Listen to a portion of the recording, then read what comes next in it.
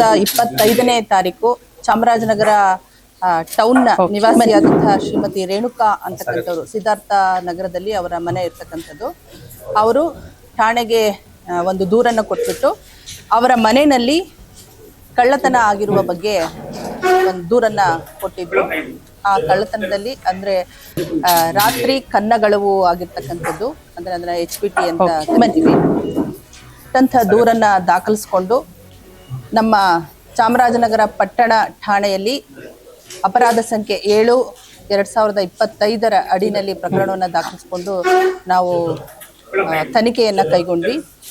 ನಂತರ ಪ್ರಕರಣವನ್ನ ಪತ್ತೆ ಹಚ್ಚೋದಕ್ಕಾಗಿ ಒಂದು ವಿಶೇಷ ತಂಡವನ್ನ ರಚಿಸಿ ಶ್ರೀ ಸಾಗರ್ ಪೊಲೀಸ್ ಇನ್ಸ್ಪೆಕ್ಟರ್ ಅವರ ನೇತೃತ್ವದಲ್ಲಿ ಒಂದು ವಿಶೇಷ ತಂಡವನ್ನ ರಚಿಸಿ ಇದೀಗ ಆ ತಂಡದಿಂದ ಸದರಿ ಕಳ್ಳತನ ಪ್ರಕರಣದ ಆರೋಪಿಗಳ ಪತ್ತೆಯಾಗಿ ಮಾಲು ಕೂಡ ಸಿಕ್ಕಿದೆ.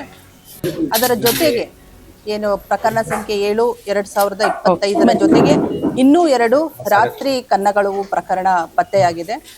ಆ 3 ಪ್ರಕರಣಗಳು ಕೂಡ ಚಾಮರಾಜನಗರ ಪಟ್ಟಣ ಪೊಲೀಸ್ ಠಾಣಾ ವ್ಯಾಪ್ತಿನಲ್ಲಿ ನಡೆದಿರ್ತಕ್ಕಂಥದ್ದು. ಈ ಪ್ರಕರಣದಲ್ಲಿ 4 ಜನ ಆರೋಪಿಗಳನ್ನ ಬಂಧಿಸಿದ್ದೀವಿ. ಮೊದಲನೇ ಆರೋಪಿ ದೇವರಾಜ್ ಅಂತ ಕೋಳಿಪಾಳ್ಯ ಗ್ರಾಮದವರು, ಒಂದು 55 ವರ್ಷ ವಯಸ್ಸಾಗಿದೆ ಇವರಿಗೆ. ಈತ ಈ ಹಿಂದೆ ಮೈಸೂರಿನಲ್ಲಿ ನಡೆದಂಥ ಕೊಲೆ ಪ್ರಕರಣದಲ್ಲಿ ಆರೋಪಿಯಾಗಿ ಶಿಕ್ಷೆ ಕೂಡ ಅನುಭವಿಸಿ ಬಂದಿದ್ದಾರೆ. ನಂತರ ಎರಡನೇ ವ್ಯಕ್ತಿ ದೀಪು ನಾಯಕ್ ಅಂತ, ಇವನು ಚಾಮರಾಜನಗರ ಹೌಸಿಂಗ್ ಬೋರ್ಡ್ ನಲ್ಲಿ ಇರ್ತಕ್ಕಂಥ ವ್ಯಕ್ತಿ. ಇವನ ಮೇಲೂ ಕೂಡ ಒಂದು ನಮ್ಮ ಚಾಮರಾಜನಗರ ಪೊಲೀಸ್ ಠಾಣೆಯಲ್ಲಿ ಒಂದು ಅಟೆಂಪ್ಟ್ ಮರ್ಡರ್ ಕೇಸ್ ರಿಜಿಸ್ಟರ್ ಆಗಿದೆ. ನಂತರ ಮೂರನೇ ಆರೋಪಿ ಅರ್ಜುನ್ ಜಾಲಹಳ್ಳಿ ಉಂಡಿ ಚಾಮರಾಜನಗರ ಟೌನ್, ಈತನಿಗೆ 31 ವರ್ಷ ವಯಸ್ಸು. 4ನೇ ಆರೋಪಿ ಅವಿನಾಶ್ ಅಂತ 23 ವರ್ಷ ವಯಸ್ಸಿನವರು, ಇವರು ಕೂಡ ರಾಮಸಮುದ್ರದವರು. ಈ 4 ಜನ ಆರೋಪಿಗಳನ್ನ ನಾವು ವಶಕ್ಕೆ ಪಡ್ಕೊಂಡು ಅವರನ್ನ ಬಂಧಿಸಿ ಈಗ ನ್ಯಾಯಾಂಗ ಬಂಧನಕ್ಕೆ ನೀಡಲಾಗಿದೆ. ಇದರಿಂದಾಗಿ ಒಟ್ಟು 3 ಪ್ರಕರಣಗಳು, ನಾನು ಈಗಾಗಲೇ ಹೇಳಿರೋ ರೀತಿಯಲ್ಲಿ 3 ಪ್ರಕರಣಗಳು ಪತ್ತೆಯಾಗಿದೆ. ಒಂದು ಪಟ್ಟಣ ಪೊಲೀಸ್ ಠಾಣೆ 63/2025, 70/2025 ಹಾಗೂ 7/2025 ಈ 3 ಪ್ರಕರಣಗಳು ಪತ್ತೆಯಾಗಿದೆ. ಇವರಿಂದ ಒಟ್ಟು 418 ಗ್ರಾಂ ಚಿನ್ನ ಮತ್ತೆ ಚಿನ್ನಾಭರಣಗಳು ಹಾಗೂ 8,500 ಗ್ರಾಂ ಅಂದ್ರೆ 8.5 kg ಬೆಳ್ಳಿ ಆಭರಣಗಳನ್ನ ವಶಪಡಿಸಿಕೊಂಡಿದ್ದೀವಿ. ಹಾಗೇನೆ ಒಂದು ಕೆನಾನ್ ಕ್ಯಾಮರಾ 2 ಲಕ್ಷ ಮೌಲ್ಯದ ಒಂದು ಕೆನಾನ್ ಕ್ಯಾಮರಾ ಕೂಡ ವಶಪಡಿಸಿಕೊಂಡಿದ್ದೀವಿ.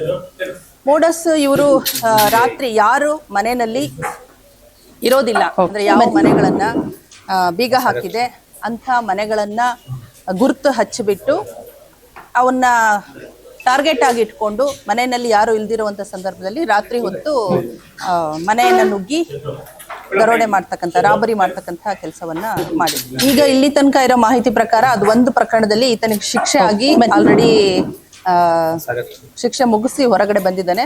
ಮತ್ತೆ ನಮ್ಮಲ್ಲಿ ಚಾಮರಾಜನಗರ ಈಸ್ಟ್ ಪೊಲೀಸ್ ಠಾಣೆಯಲ್ಲಿ ಈತ MOB ಆಗಿ ಗುರುತಿಸಿದ್ದಾರೆ. ಕ್ಯಾಮರಾ ಹಾಗೂ ಮತ್ತೆ ಆ ಕೃತ್ಯಕ್ಕೆ ಬಳಸಿರ್ತಕ್ಕಂಥ ಒಂದು ಮೋಟಾರ್ ಬೈಕ್, ಬೆಳ್ಳಿ 8.5 kg ಅಷ್ಟನ್ನು ಮಾಡಿಸಿದ್ರೆ ಖಂಡಿತವಾಗೂ ಈ ವಿಶೇಷ ತಂಡಕ್ಕೆ ನಗದು ಬಹುಮಾನವನ್ನ ಕೊಡ್ತೇವೆ. ಈ ಬಾರಿ ಇದೆ. ಮತ್ತೆ ಇದು ಒಂದು ತುಂಬಾ ಸೆನ್ಸೇಷನಲ್ ಕೇಸ್. ಇದು ನೋಡಿ, ತುಂಬಾ ಜಾಸ್ತಿ ಅಟ್ ಎ ಟೈಮ್ ಹೋಗಿರುವಂತಹ ವಿಚಾರ ಆಗಿತ್ತು. ಮತ್ತೆ ಯಾವುದು ಕ್ಲೂಗಳು ಕೂಡ ಇರ್ಲಿಲ್ಲ ನಮ್ಗೆ. ಅಂಥದ್ರಲ್ಲಿ ಈ ತಂಡ ವಿಶೇಷ ಮುತುವರ್ಜಿಯನ್ನು ವಹಿಸಿ ತುಂಬಾ ಈಗ ಪೊಲೀಸಿಂಗ್ ಅಲ್ಲಿ ನಾವು ಪ್ರಕರಣಗಳನ್ನ ಪತ್ತೆ ಹಚ್ಚೋದು ಅಂತಂದ್ರೇನೆ ಸವಾಲಿನ ಕೆಲಸ. ಅಂತ ಸವಾಲನ್ನ ಯಶಸ್ವಿಯಾಗಿ ಸ್ವೀಕರಿಸ್ಬಿಟ್ಟು ಅದನ್ನ ಪತ್ತೆ ಹಚ್ಚಿದ್ದಾರೆ. ಅಂತ ಇಲ್ಲಿ ನಮ್ಮ ಅಂಬೇಡ್ಕರ್ ಕಾಲೋನಿ, ಅಂಬೇಡ್ಕರ್ ಪಾರ್ಕ್ ಪಕ್ಕದಲ್ಲಿ ಇರ್ತಕ್ಕಂಥದ್ದು. ಇನ್ನೊಂದು ಪ್ರಗತಿ ನಗರದ ಇಮ್ಯಾನ್ಯುಯಲ್ ಸ್ಕೂಲ್ ಬಳಿ ಆದಂತ ಘಟನೆ.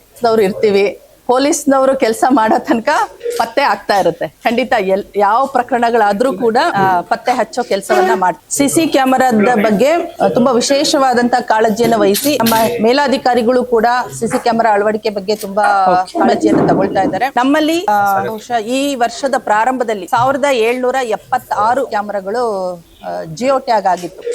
ಈಗ ಅದರ ಸಂಖ್ಯೆ 6000ಕ್ಕೂ ಹೆಚ್ಚಾಗಿದೆ. ನಾನು ಪ್ರತಿ ಅಪರಾಧಕ್ಕೆ ಅಥವಾ ಯಾವುದೇ ಕಾನೂನು ಸುವ್ಯವಸ್ಥತೆ ವಿಚಾರ ಆಗಿರ್ಲಿ, ಸಿಸಿ ಕ್ಯಾಮೆರಾ ನಮ್ಗೆ ತುಂಬಾ ಸಹಾಯವನ್ನ ಮಾಡ್ತಕ್ಕಂಥ ಸಾಧನ ಅದು. ಹಾಗಾಗಿ ಸಿಸಿ ಕ್ಯಾಮೆರಾಗಳನ್ನ ಇನ್ಸ್ಟಾಲೇಷನ್ ಮಾಡಿಸೋದಕ್ಕೆ, ಅಂದ್ರೆ ಅದು ಪಬ್ಲಿಕ್ ಸೇಫ್ಟಿ ಆಕ್ಟ್ ಅಡಿನಲ್ಲೂ ಕೂಡ ಅದು ಕಂಪಲ್ಷನ್ ಇದೆ.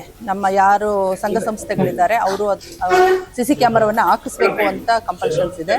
ಅದರ ಜೊತೆಗೆ ನಾವು ಕೂಡ ಈವನ್ ಹೌಸ್ ಹೋಲ್ಡಿಂಗ್ ಅಂದ್ರೆ ಮನೆಯವರುಗಳಿಗೂ ಕೂಡ ಅವರಿಗೆ ಜಾಗೃತಿಯನ್ನ ಮೂಡಿಸ್ಬಿಟ್ಟು ಸಿಸಿ ಕ್ಯಾಮೆರಾ ಅಳವಡಿಸೋದಕ್ಕೆ ಒಂದು ಸಪೋರ್ಟ್ ಅನ್ನ ಮಾಡ್ತಾ ಇದೀವಿ. ಅಂತಂದ್ರೆ ಅವರಿಗೆ ತಿಳುವಳಿಕೆಯನ್ನ ನೀಡ್ತಾ ಇದೀವಿ.